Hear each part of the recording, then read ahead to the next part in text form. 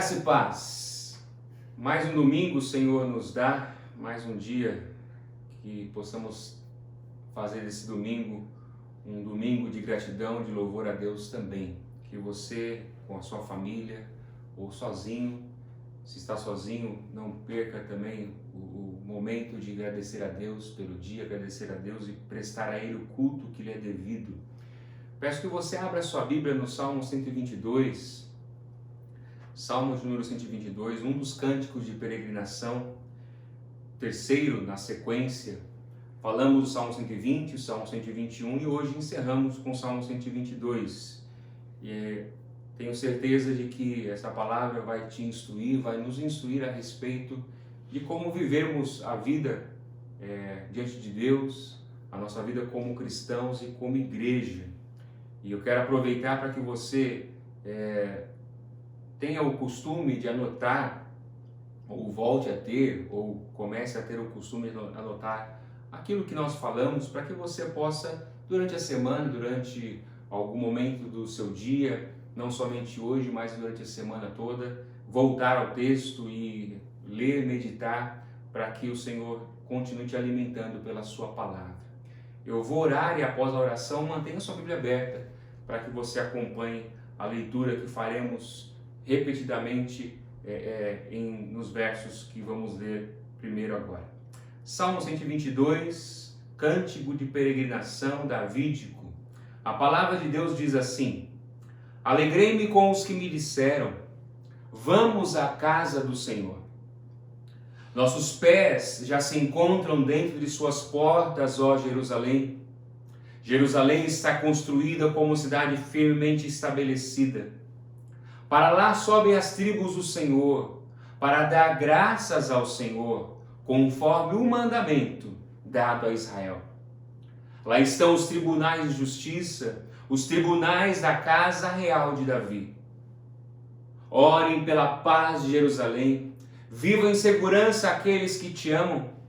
Haja paz dentro dos seus muros e segurança nas tuas cidadelas. Em favor dos meus irmãos e amigos direi, paz seja com você. Em favor da casa do Senhor nosso Deus, buscarei o seu bem. Pai querido, eu quero agradecê-lo mais uma vez. Te louvar pelo privilégio, pela honra que o Senhor dá a mim, mas ao mesmo tempo uma grande responsabilidade em poder transmitir a tua palavra. É a tua palavra, Senhor, que lemos, é a tua palavra que queremos transmitir nessa hora. Por isso eu peço, ilumina não somente os meus irmãos, ou aqueles que me ouvem, com o teu Espírito Santo, trazendo entendimento, trazendo luz, clareza, mas a mim também. Permita-me ser um instrumento nas tuas mãos, que o teu nome seja honrado, que o teu nome seja glorificado através da tua palavra, através da proclamação da tua verdade. A minha oração é essa, e faço no nome de Jesus Cristo, teu Filho amado. Amém. Deixe o meu povo ir, para que me preste culto. Êxodo capítulo 8, versículo 1. Essas são palavras do próprio Deus a Moisés, quando este foi enviado para libertar o povo de Israel da escravidão do Egito. São palavras que foram repetidas algumas vezes por Deus no livro do Êxodo. Tanto de Deus para Moisés, como de Moisés para o faraó, que era o rei do Egito. E eu não acredito que isso seja uma mera repetição, ou mais uma coincidência, como muitos podem acreditar. Mas é algo, ou foi algo que Deus quis deixar gravado no coração do seu povo.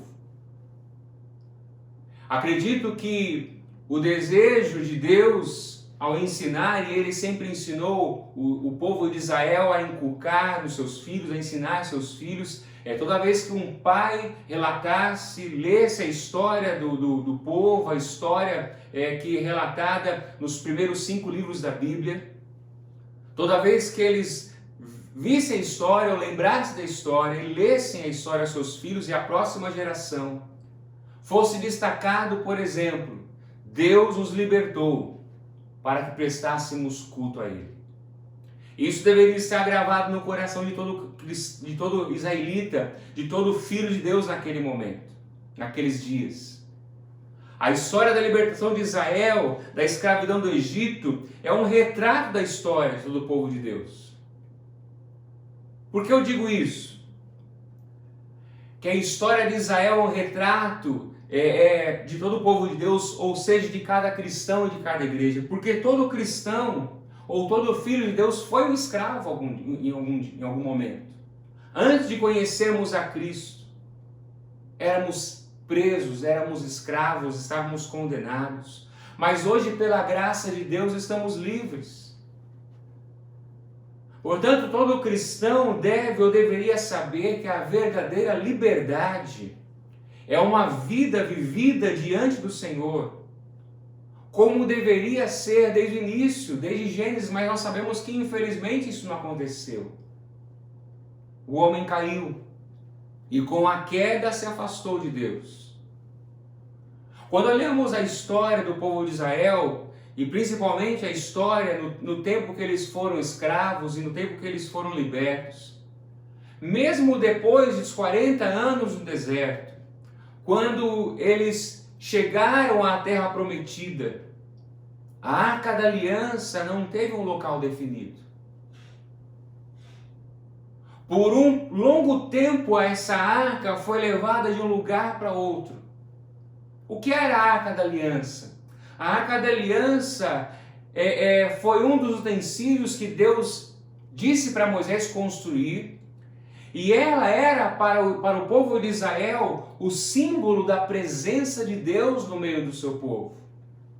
Ela normalmente ficava num tabernáculo, um outro, vamos dizer assim, um utensílio, algo construído com um propósito.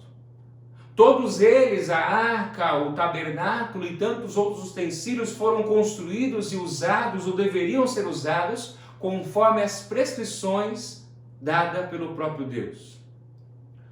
Um dos relatos mais importantes sobre a arca, quando vemos a história, agora avançando mais um pouco, foi quando Davi a trouxe para Jerusalém. Davi tinha o desejo, sentiu o desejo no seu coração de construir um templo. Um templo onde a Arca da Aliança seria colocada. Mas não foi assim que aconteceu. Deus não permitiu que Davi construísse o templo. Isso foi deixado para o seu descendente Salomão, que construiria. E anos depois, ele construiu. E quando Salomão constrói a arca, o templo, ele pega a arca que Davi havia trazido para Jerusalém e coloca no lugar chamado Santo dos Santos, relatado em 1 Reis 8 e 2 Coríntios 5, Crônicas 5, onde o templo ali passou a ocupar um lugar de mais destaque nas festas de Israel. O templo em Jerusalém agora era o destaque, era o foco, era o centro do culto. Escolhido por Deus, foi Deus que escolheu Jerusalém, o lugar, o Monte Santo, o lugar da sua habitação, o lugar onde o povo de Deus iria a partir de então prestar o seu culto, o seu sacrifício, a sua adoração diante do Senhor. E quando nós falamos de culto desde o Antigo Testamento, como falamos agora desde o início, o culto a Deus sempre foi levado a sério pelo povo de Israel, pelo menos por grande parte, por boa parte deles. Como também o culto sempre foi levado a sério pelos primeiros cristãos do Novo Testamento. A igreja, agora formada tanto de gentios, de judeus como gentios. O culto foi algo instituído pelo próprio Deus. Quando olhamos esse salmo, podemos extrair muitos ensinos a respeito do culto. E também a respeito da igreja. O tema desse sermão é libertos para cultuar. Dentre tantos temas que poderíamos dar, e que eu poderia dar, e que muitos podem dar para um sermão baseado nesse salmo, nesses textos. Eu escolhi falar sobre isso porque eu entendo a importância de, em nossos dias, ensinarmos ou lembrarmos sobre o valor do culto. O que o culto representa, ou como devemos nos comportar com relação ao culto a Deus, com relação à nossa vida de povo de Deus, de igreja. Esse cântico de Davi, ele expressa não apenas o sentimento de todo filho de Deus com relação ao culto e com relação à igreja, como também ele expressa as atitudes que esse povo deve ter. As atitudes que cada filho deve ter diante do culto, com relação ao culto e com relação à própria igreja. E o primeiro ponto que podemos destacar desse texto é sobre a alegria. Que podemos separar o versículo 1 e o versículo 2 para falar sobre isso. Eu fico imaginando a alegria de Davi quando Deus o abençoou para que ele trouxesse ou para que ele levasse a arca para Jerusalém. E isso é relatado nos textos bíblicos que Davi até dançou, se alegrou tanto, até incomodou muita gente na época. Mas a alegria de Davi era tanta em poder levar a arca e deixá-la agora num lugar único, num lugar que Deus abençoou. E Deus o abençoou para que ele levasse a arca ali. E a partir de então, para lá o povo de Deus iria. A partir de então, para Jerusalém, o povo de Deus iria para prestar o seu culto ao Senhor. Com certeza eles se sentiam privilegiados, se sentiam honrados e alegres em fazer parte daquele grande encontro. E com certeza eles eram bem-aventurados. Eles eram mais do que felizes porque eles estavam fazendo algo que foi levado por Deus, impulsionado pelo próprio Deus no coração de Davi, no coração do povo. Era uma alegria que se repetia sempre que chegava aquele grande ajuntamento. A cada ano que eles partiam das suas casas, a alegria no coração era real. Pelo menos em grande parte da população do povo de Israel. O peregrino não apenas se alegrava quando chegava no lugar, mas ele também se alegrava quando ele lembrava do dia em que ele partiria para cultuar e prestar o culto ao Senhor. É isso que vemos no versículo 1. Davi começa seu cântico, sua oração, dizendo: alegrei-me com os que me disseram, vamos à casa do Senhor.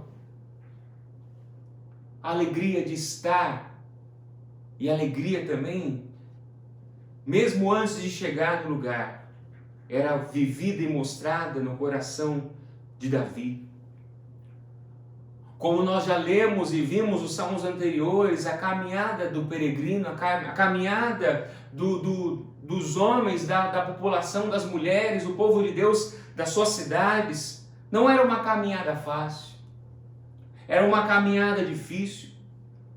O próprio Salmo 120 nos mostra que nessa peregrinação, as provações, as angústias viriam e vêm sobre os filhos de Deus.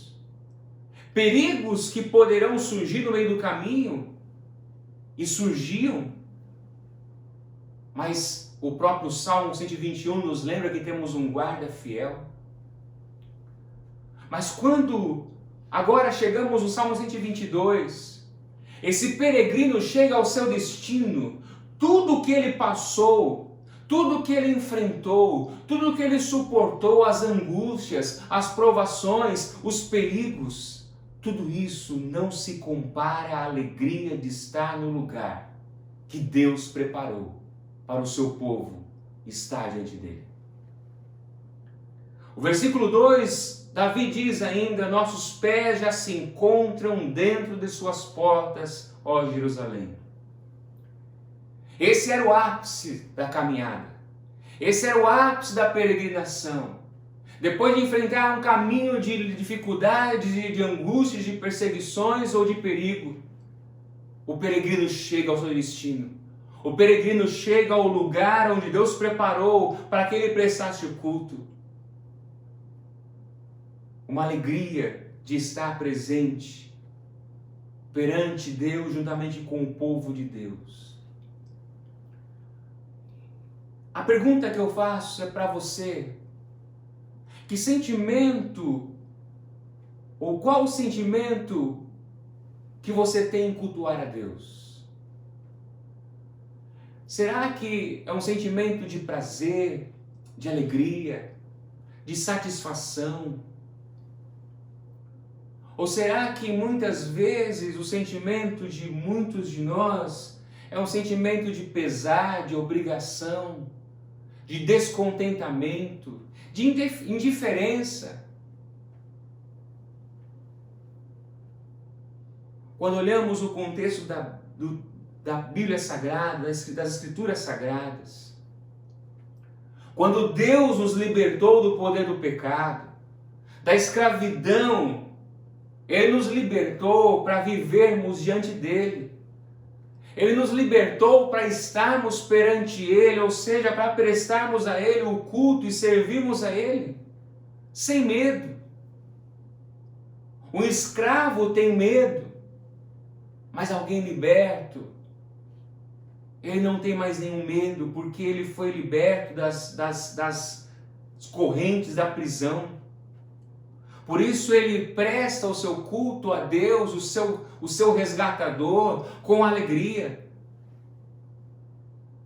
Uma alegria que não parte do próprio coração do homem, mas uma alegria e um desejo de louvá-lo e de servi-lo como fonte o próprio Deus. A alegria de Davi não era uma alegria vinda dele, mas uma alegria vinda do próprio Deus ao seu coração. Toda a fonte da sua alegria, do seu desejo, era o próprio Senhor. Por isso ele fala com muita alegria, com muito prazer, com muita empolgação: vamos à casa do Senhor. Eu me alegro nisso, eu me alegro em participar disso. Vamos à casa do Senhor, vamos prestar culto a Deus. Mas algo que precisamos destacar é que a casa do Senhor não é o prédio onde, por exemplo, realizamos nossos cultos. Isso podemos ver, por exemplo, no texto de 2 Samuel 7, aonde Davi desejou sim construir um templo e Deus disse para ele: olha, eu nunca habitei em um lugar feito por mãos humanas. Eu não habito em lugares feitos por mãos humanas. E o que traz mais luz sobre isso é a própria palavra de Deus e alguns outros textos. Por exemplo, 1 Coríntios 3,9, Efésios 2,22, 1 Pedro 2,5. Nesses textos, como em outros textos, nos ensinam e nos lembram que é o povo de Deus que é o edifício de Deus. Somos pedras vivas, como Pedro fala. Somos homens e mulheres chamados e escolhidos. É o nosso ajuntamento, é o nosso culto, é o lugar aonde nós estamos reunidos. Ali Deus está. Ali Deus é glorificado. E por que isso é importante ser destacado? Poderíamos falar muita coisa a respeito, mas uma resposta apenas. É porque é facilmente nós supervalorizarmos algumas coisas e menosprezarmos outras. O que eu quero dizer com isso? Normalmente nós supervalorizamos aquilo que se perde. Por exemplo, o prédio, a estrutura. Não que nós não possamos ornamentar, cuidar, zelar, pintar, limpar, manter, deixar belo. Não é isso que eu estou dizendo. O que eu estou dizendo é que nós supervalorizamos algo que pode se perder e vai ficar aí, vai se perder. E menosprezamos aquilo que é eterno, aquilo que é para sempre. Menosprezamos, por exemplo, algo como o ajuntamento do povo de Deus. desvalorizamos, menosprezamos algo que Deus, o próprio Deus, instituiu. Talvez esse seja um dos motivos onde muitos tratam o culto como qualquer coisa, ou como mais um evento da sua vida. O culto tornou-se para muitas pessoas mais uma opção.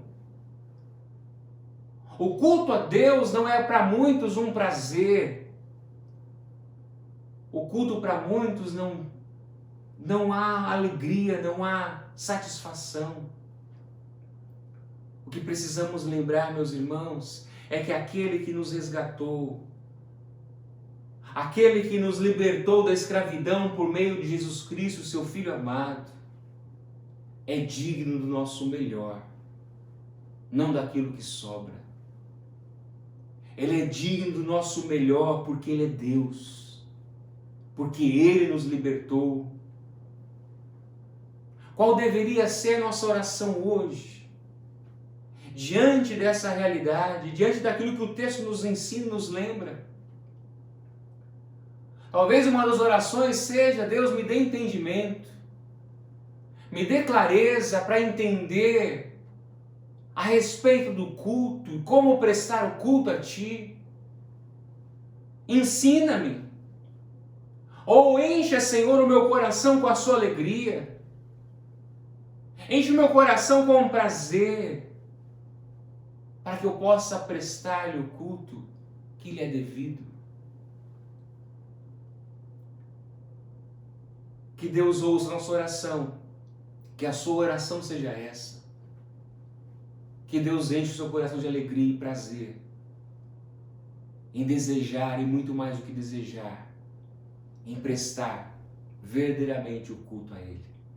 O segundo ponto que podemos extrair do texto estão nos versos 3 a 5. Falamos sobre alegria, agora podemos falar sobre comunhão e gratidão. O versículo 4 diz: para lá sobem as tribos do Senhor. Já parou para pensar que Israel era uma grande família? Que Israel para Deus era um povo apenas, mesmo sendo 12 tribos. Cada tribo tinha suas características. Mas quando vemos Deus se referir a Israel, Ele diz o meu povo, um só povo.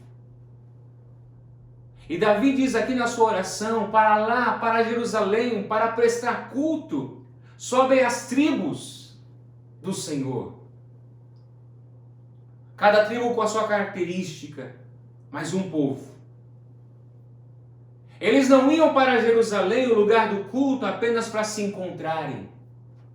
Sim, eles se encontravam, reviam amigos, reviam outros irmãos, parentes de outras tribos. Mas, o mais importante, mais do que isso, o propósito deles ao ir até Jerusalém era para prestar culto ao Senhor. Porque o que unia esse povo, o que unia as 12 tribos, e o que une o povo de Deus, é o próprio Deus. O que sempre uniu o povo de Deus foi maior do que um laço familiar, meus irmãos. O que sempre uniu o povo de Deus foi muito maior do que gostos. Não foi por conveniência que Deus te uniu. Muitas pessoas têm tratado a igreja dessa forma, juntando as pessoas por conveniência. Não, o nosso ajuntamento, a nossa vida como igreja é unida por um Senhor, é unida com um só propósito, é muito maior do que um laço familiar. É o Senhor que nos une, é por isso que celebramos a ceia, é na ceia que celebramos a comunhão, é na ceia que celebramos aquele que nos resgatou e nos uniu como um só povo. Pense comigo, como pessoas que cresceram em culturas diferentes, agora falando da igreja, poderiam se amar e viver em comunhão. É algo milagroso, é algo que só pode acontecer por causa do próprio Deus, pela obra que Ele realiza em nossos corações. Somente pela graça de Deus, povos, línguas, nações podem se firmar como uma cidade bem estabelecida. É isso que aponta o versículo 3. Jerusalém está construída como uma cidade firmemente estabelecida. Ela aponta, ou esse verso simboliza a unidade da nação. Como igreja em Cristo estamos unidos. Portanto, diante disso, quando falamos de comunhão, não há espaço para divisão no corpo de Cristo, não poderia haver. Não pode haver espaço para racismo ou para qualquer outro tipo de divisão. Não. A comunhão que nós temos como igreja é porque somos a igreja do Senhor. Para lá, Davi diz, sobem as tribos do Senhor, mas com um propósito. Esses ajuntamentos tinham um propósito, versículo 4 ainda, para dar graças ao Senhor. Na versão Almeida 21 diz, a fim de, ou seja, com o propósito de render graças ao nome do Senhor. Leia comigo novamente o versículo 4. Para lá sobem as tribos do Senhor, para dar graças ao Senhor. E ele termina dizendo no verso 4, conforme o mandamento dado a Israel. Aqui é bom destacar que o culto a Deus não foi inventado por homens. Não foi Moisés que instituiu o culto. Muito menos Davi, ou qualquer outro profeta, ou qualquer outro rei. Mas o texto diz, a palavra de Deus diz aqui, que eles fazem isso, eles vão prestar o culto, eles sobem como povo de Deus para prestar culto, para dar graças ao Senhor, conforme o mandamento dado a Israel. Foi o próprio Deus que instituiu. Lembre-se do que nós falamos no início, por algumas vezes no livro do Êxodo, Deus diz, deixe o meu povo ir para que me prestem culto. Como um povo liberto e grato, o povo de Deus naqueles dias, naqueles ajuntamentos, iam para oferecer seus sacrifícios, para oferecer suas orações, seus louvores com gratidão. Esse era o culto a Deus. Esse era o momento de prestar o culto a Deus, não somente com alegria, mas unidos. E com um coração cheio de gratidão e prazer. O culto a Deus. Devemos, meus irmãos, valorizar aquilo que Deus valoriza. É Deus que instituiu o culto.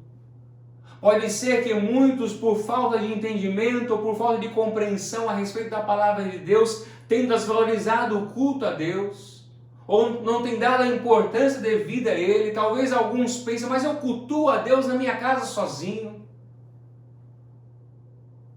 Será que isso é correto? Eu pergunto para você. Será que isso é bíblico? Sim, eu concordo com você que em algum sentido, em certo sentido, a vida de cada cristão é um culto a Deus. A nossa vida é um culto a Deus diariamente. Tudo o que fazemos, nós fazemos diante do Senhor, ou seja, o nosso viver como cristãos, como povo de Deus, sozinhos em casa, no trabalho, onde estivermos, o nosso viver deve ser vivido de forma piedosa. Ou seja, de forma conforme a lei, conforme os mandamentos, conforme a Bíblia Sagrada nos ensina.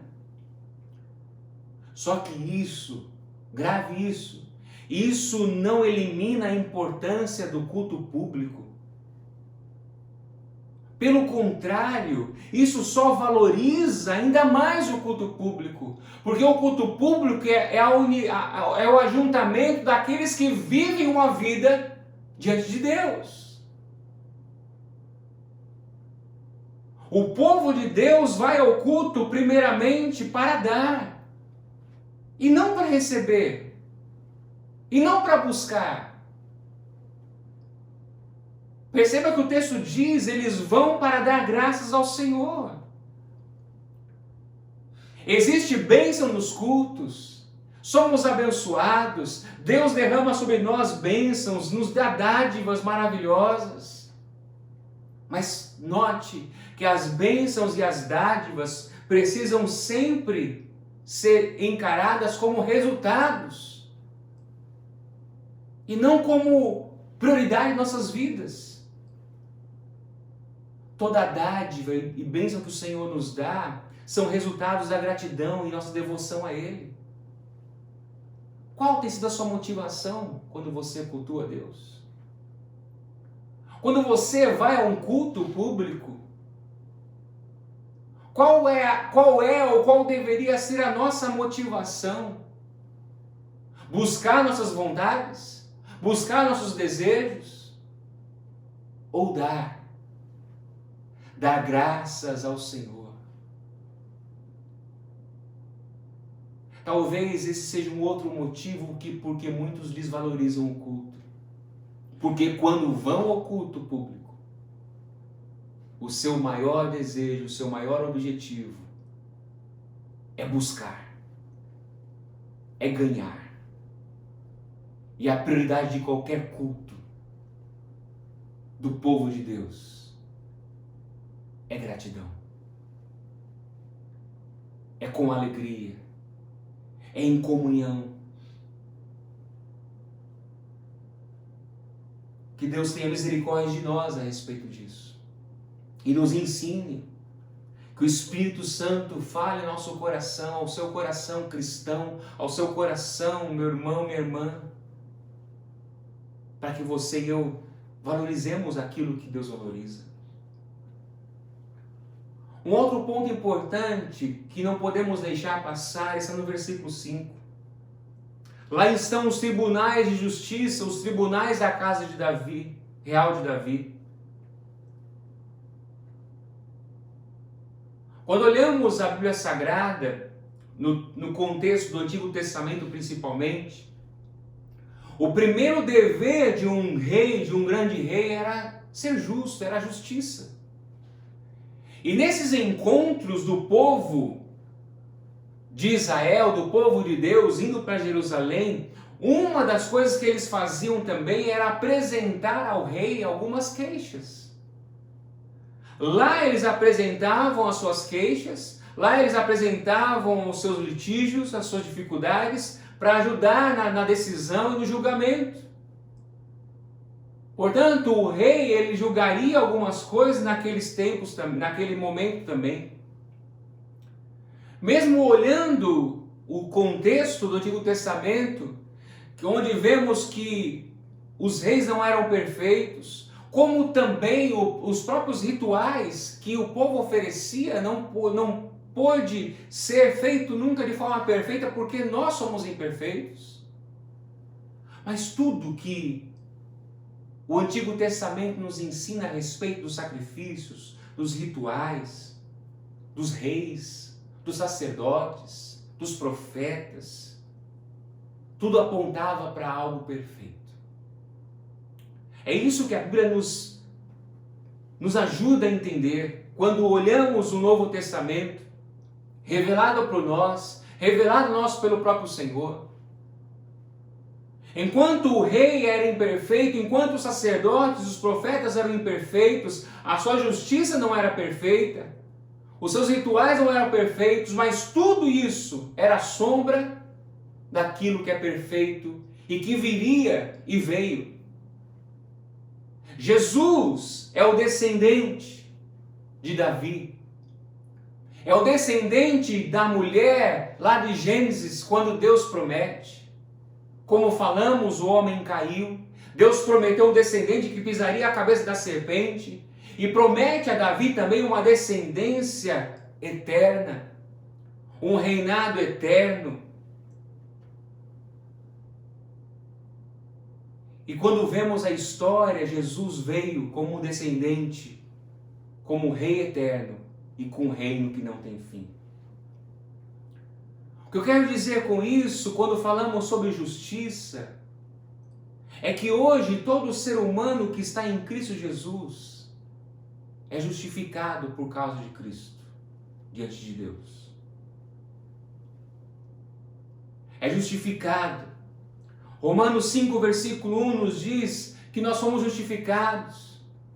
Justificados pela fé, temos paz com Deus e fomos justificados por meio de Jesus Cristo. E isso nos lembra e deve ser lembrado por nós como cristãos. Jesus se colocou no nosso lugar e deu a nós aquilo que é dele. Ou seja, em outras palavras, o nosso pecado foi imputado a Cristo. Como se ele fosse um pecador, ele morreu em nosso lugar. E semelhantemente, a sua justiça, a justiça de Jesus foi imputada a nós. Que embora sendo pecadores, somos pecadores, por estarmos agora em Cristo, somos tratados como se fôssemos justos. E isso é maravilhoso. E isso que nos alegra, isso que nos faz nos sentir livres cada vez mais.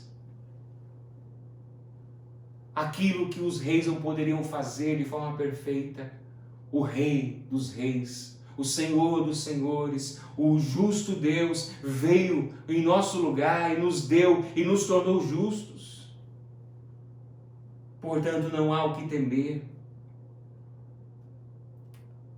No culto público, meus irmãos, o povo de Deus se reúne para dar graças ao Senhor.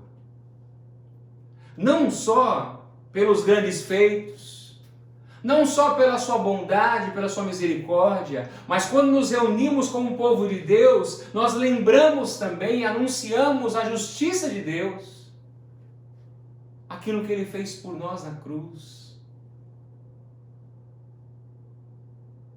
Você reconhece a importância do culto? Você reconhece a importância que o culto tem para o povo de Deus, para a igreja de Cristo? Como você tem prestado o seu culto a Deus? Com gratidão? Em comunhão? E uma pergunta que eu não posso deixar de fazer para você que me ouve e que não é um cristão: você quer fazer parte do povo de Deus? Você quer fazer parte desse povo que se ajunta a cada semana, a cada mês, de tempo em tempo, diante da mesa do Senhor, para prestar a sua gratidão pela sua entrega, pelo seu sacrifício? Você quer fazer parte desse povo que presta o seu culto, não somente quando estamos juntos, mas a cada dia também? Você quer fazer parte de um povo que está peregrinando por esse mundo, mas que tem o céu como seu porto final? Quando lemos João capítulo 1, versículo 11, verso 11, 12 e 13, João vai dizer que Jesus veio para os seus, mas os seus não o receberam. E ele diz: mas a todos aqueles que o receberam foram feitos filhos de Deus.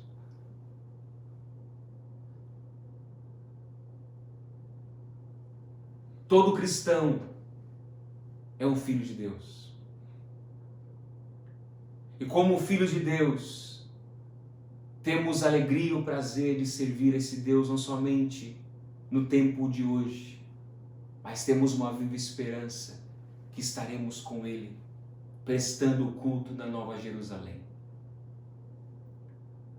Se você quer fazer parte desse povo, o caminho é Jesus Cristo.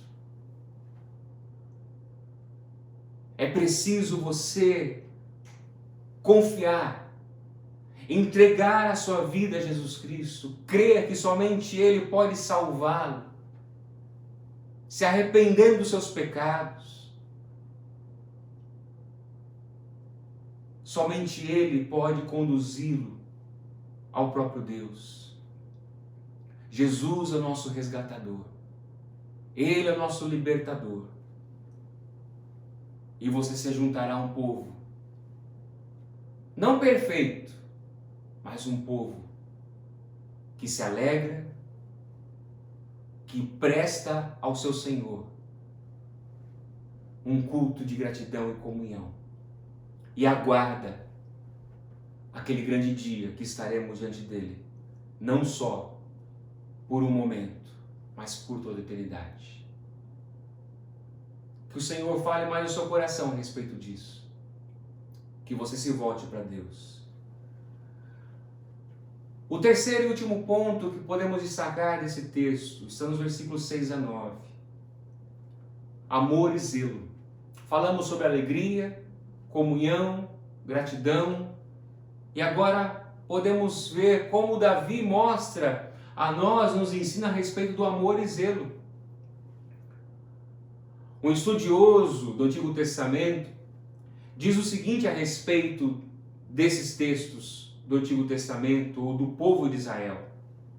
Aquilo que para Jerusalém, ou aquilo que Jerusalém era para o israelita, para o povo de Israel, a igreja para o cristão. O que eu quero dizer com isso? O que isso nos ensina? Que aquilo que, assim como o povo de Israel valorizava, zelava e amava Jerusalém, e tinha Jerusalém como o ponto máximo, o ponto de unidade, de comunhão, de culto a Deus, para o cristão é a igreja. É como o povo de Deus proclama, é como o povo de Deus vive, é como o povo de Deus obedece e presta o seu culto como igreja. O amor nos leva à oração, é isso que Davi nos ensina. Quando amamos alguém, quando nos importamos com alguém, nós desejamos o melhor para ela. E Davi nos ensina a respeito de Jerusalém, e nos ensina como igreja também hoje, a orarmos por aqueles que amamos. Primeiramente, orarmos por Jerusalém, como Davi diz, ou seja, orarmos pela igreja. Davi sabia que a bênção para eles dependia da prosperidade da cidade. Por amar a cidade e por orar pela cidade, eles sabiam que isso abençoaria não somente ele, como também o povo de Deus. Se nós amamos a Deus, nós amamos a igreja. Não há como amar um e não amar o outro. Se você diz que ama a Deus, você ama a sua igreja. Portanto, o seu anseio deveria ser, pelo menos, e deve ser, em ver a igreja de Cristo abençoada, em ver a igreja de Cristo prosperando. Não somente Davi, não somente os apóstolos nos ensinam a respeito de orarmos pela igreja, de orarmos pelo povo de Deus, mas o próprio Senhor Jesus nos ensina a respeito disso. Primeiramente, Jesus orou por Jerusalém. O mesmo sentimento de Davi, Jesus tinha por Jerusalém, de amor. Em Mateus 23, 37, ele ora, ele lamenta por Jerusalém, por amar aquela cidade, por amar aquele lugar escolhido por Deus, como um lugar santo, como um monte santo do Senhor. Como também o próprio Senhor Jesus nos ensina a orar, e como ele orou pela sua igreja. João 17, 24, Jesus nos mostra como é importante orarmos pela igreja.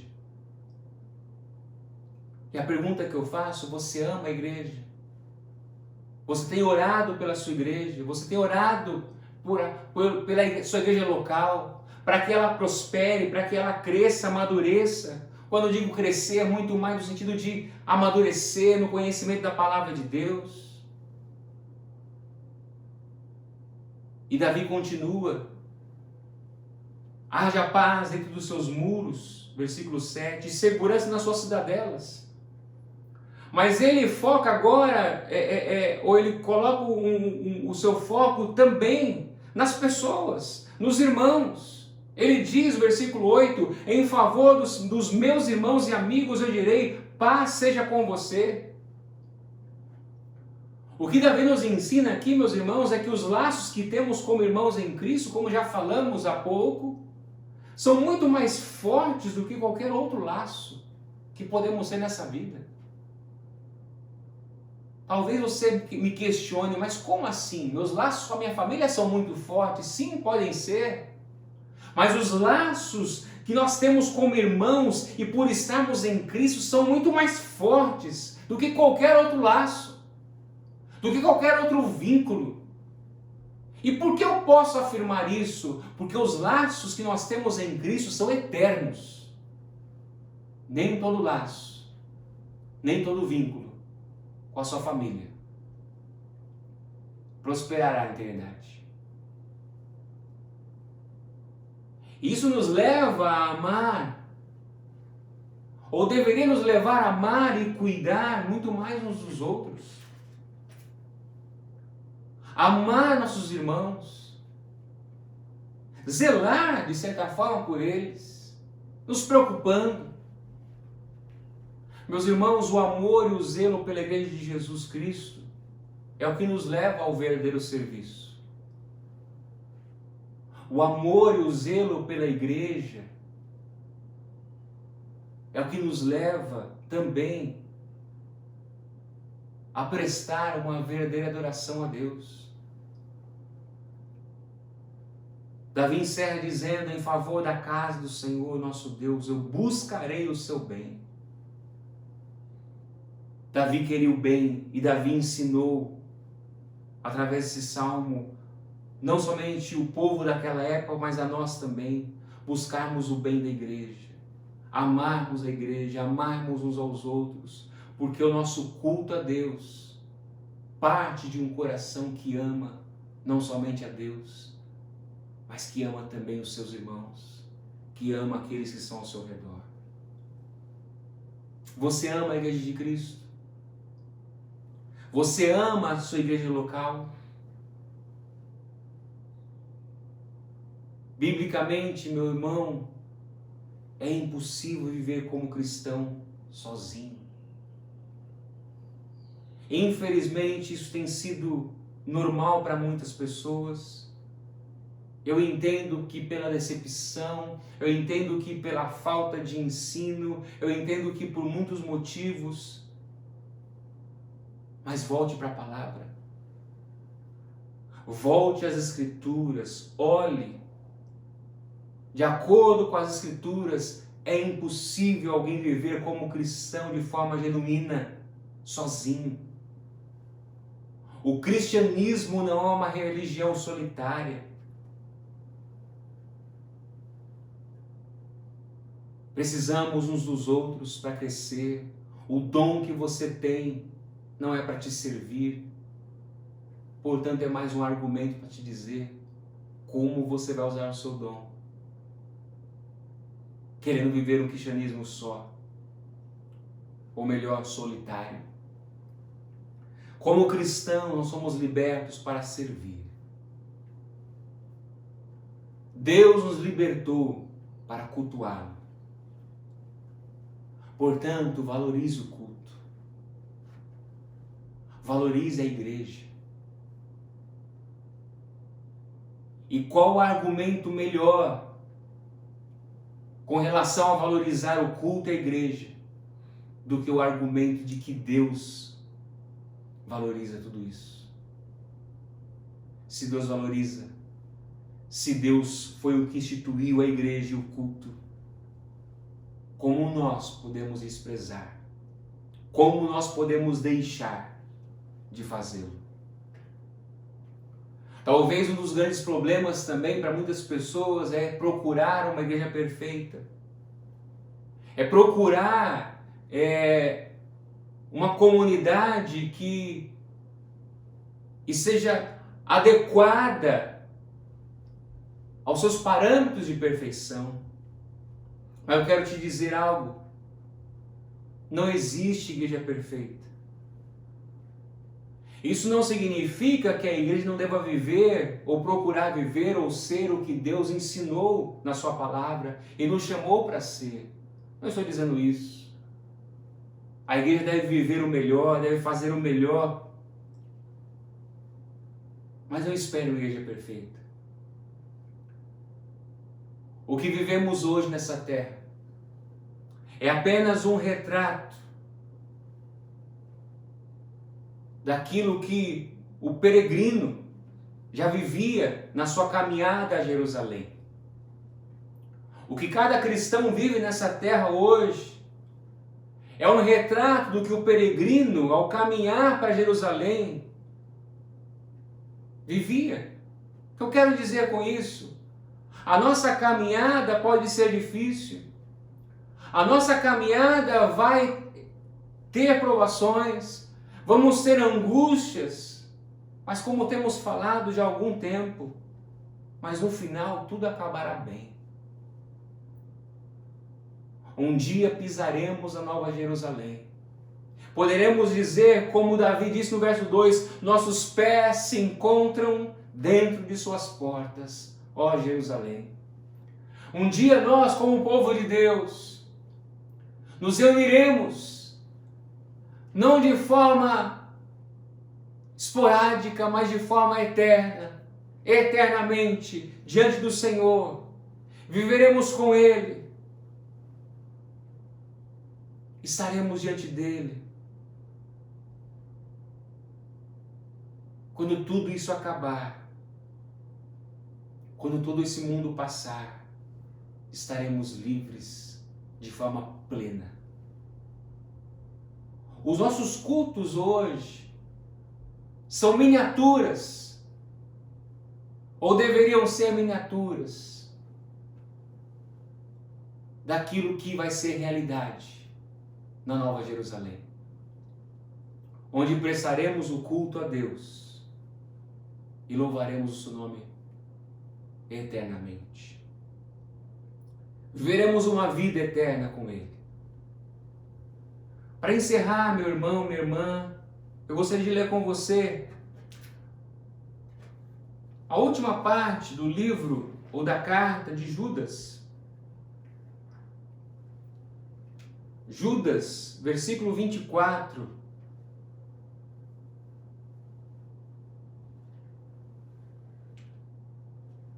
Na sua doxologia, o que Judas escreve à igreja, aos amados, aos irmãos em Cristo. No final da sua carta, ele escreve assim: aquele que é poderoso para impedi-los de cair e para apresentá-los diante da sua glória, sem mácula e com grande alegria.